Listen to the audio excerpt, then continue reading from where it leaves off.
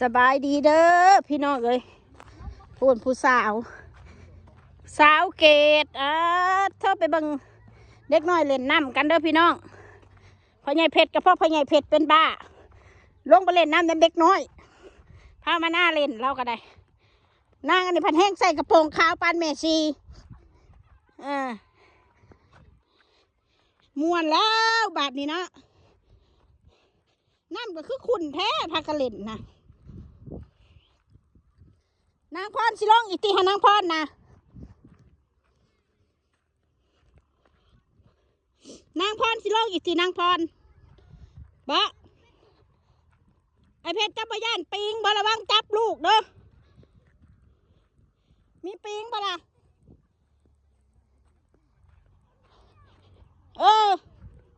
มีปลาปิงน่ะบ่ระเบิงในเด้อแข่งขามันน่ะไปพี่น้องมาหน้าบ่ย่านน้ำที่ลูกน้ำเพียงคอเลยทีนะม่วนขนาดเลยเป็นตาเขียวแต่ว่าอาบน้ำมันนี่ฮะ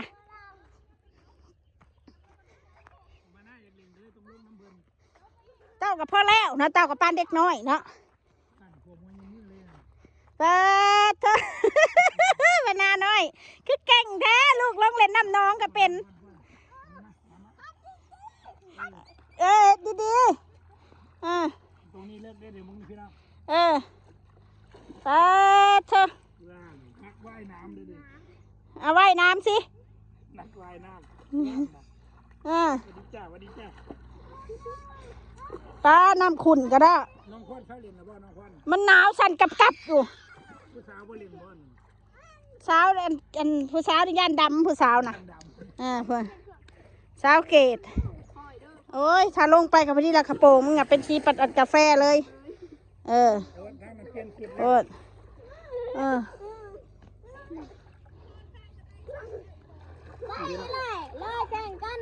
น้ำมันเย็นอยู่ใบเผ็ด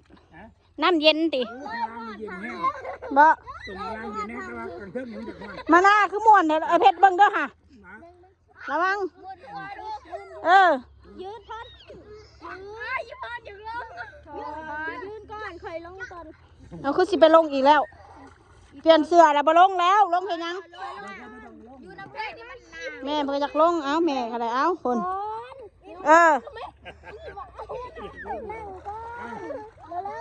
มันอยากลงอ้าวบัด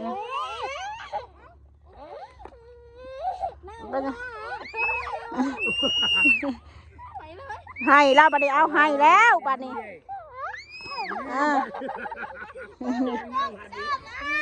คน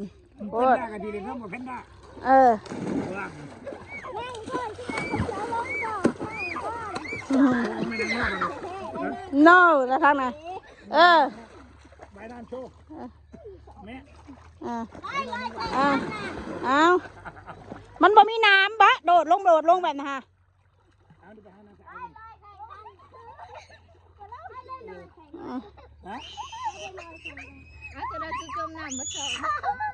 ตรงนี้เลิกเดินม่อนนี่อย่าไปไหนล่องว่ายแบบนอนลงดูนอนว่ายแล้วก็นอนป้องเห็นดูป้องดูปิดหัวดูพวกน่ะโอ้ยพี่น้องตามให้ตามนะพูนอยู่ต้นมะม่วงเขาตำมันมะฮุงกินกันพี่น้องพูนเบิ่งบรรยากาศข้างนอก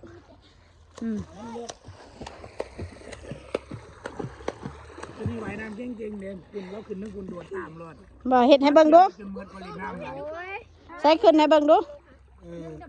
โดดดูป้องโดดนะแม่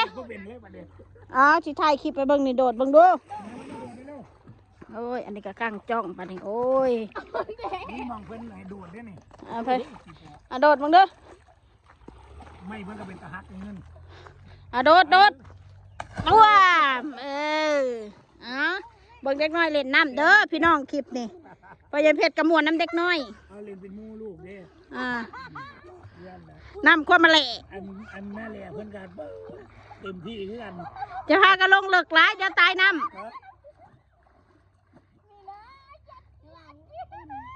เอาแม่เพชรเอาลูกกันไหม มา วู้ซัมซีเล่น้องซูเลนนำน้องนี่แล่ขนาดเลยละบาทนี่ฮะเออนะ ย่านแดดกับบริมีดอกเป็นน้องย่านแดดย่านดำตังนะเออ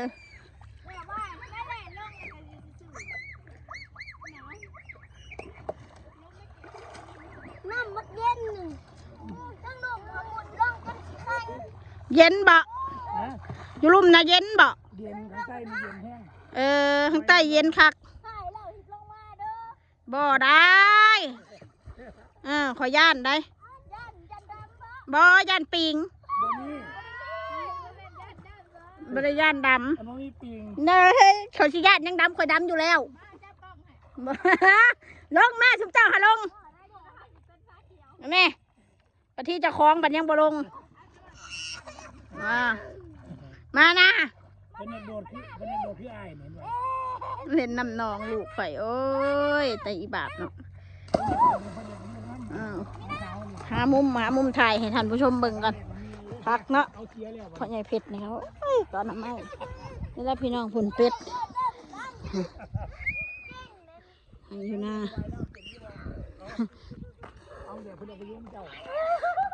อยู่พยันเพิ่นอะไรยังนะเออคักเนาะ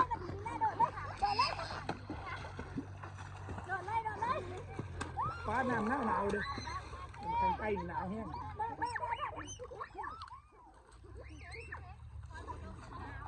พวกเพิ่นนั่นน่ะโชว์ เดินลงดูระวัง1 2 3ประเด็นตีนาฬิกาเป็นตีลังกาแล้วมันคุณประกาศตีตีลังกากับหลังมาดูล่ะ ไอเพชรเจ้าเห็ดดูเจ้าเห็ด นะ เจ้าเห็ดได้ปะ ไอ้บอสคอยขาคอยนี้ ข่อยเจ็บ เอาโดนก้นแล้วเราเลย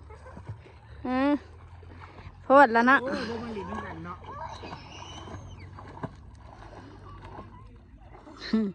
มวนกุ๊บนำเด็กน้อย คุณน่ะของแซ่บ เป็ดหาเล่นน้ำให้น้ำหน้าพี่น้อง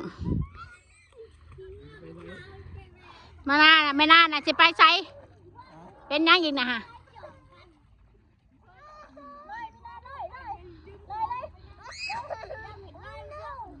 ปล่อยมาเล่นทั้งแคมป์พี่เพชรให้มันมาเล่นทิมมันรอดถ้ามันไปอยู่นะให้มันหูซึกพี่มาเล่นทั้งแคมป์พี่ เบิ้งดูเบิ้งกันเดี๋ยวโอ้เล่นไหมมาเล่นไหมนี่มาเล่นอยู่นี่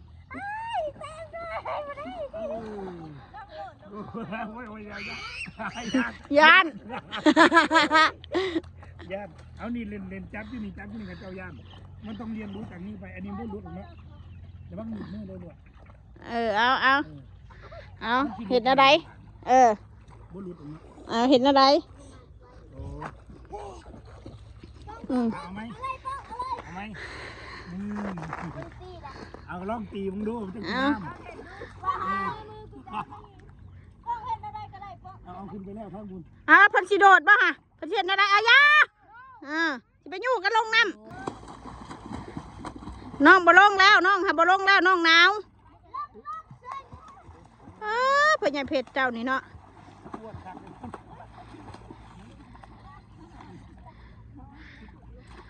วันนี้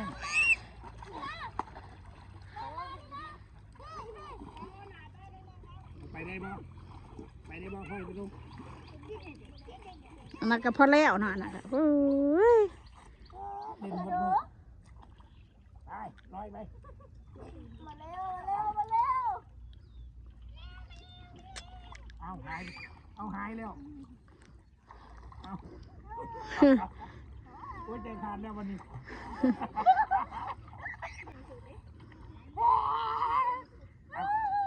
กอดเอานั่นแหละมาเร็วหนาวแล้วปัญหามานานน่ะ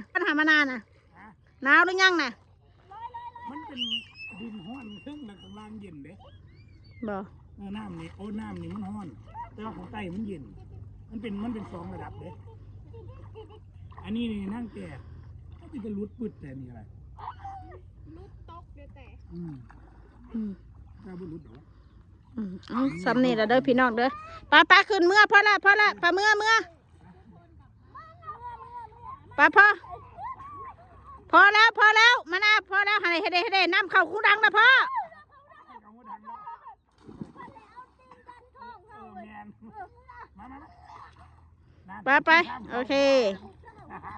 ขี้มูกอ่อนไว้บาด